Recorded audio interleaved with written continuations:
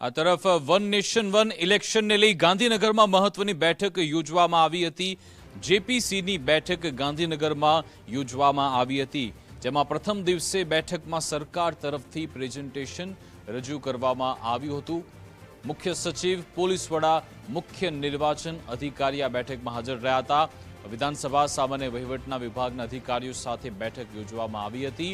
સાંસદ પણ આ બેઠકમાં હાજર હતા। ચૂંટણીલક્ષી કામગીરીમાં રોકાયેલ કર્મચારીઓ સાથે પણ ચર્ચા કરવામાં આવી હતી અને હવે આવતીકાલે મુખ્યમંત્રી, નાયબ મુખ્યમંત્રી સાથે પણ એક મહત્વની બેઠક થશે। સંસદીય બાબતોના મંત્રી, સમિતિના મંત્રીઓ સાથે બેઠક કરવામાં આવશે।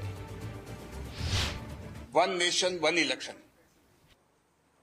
स्टडी टूर के लिए और कई स्टेक होल्डर को सुनने के लिए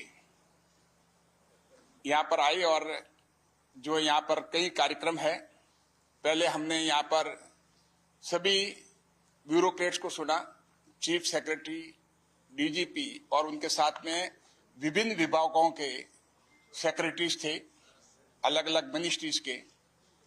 और कल हम पॉलिटिकल डिग्निटरीज जो हैं, हमारे मुख्यमंत्री जी हैं, स्पीकर हैं, डिप्टी चीफ मिनिस्टर हैं, उनसे भी हम मार्गदर्शन प्राप्त करेंगे।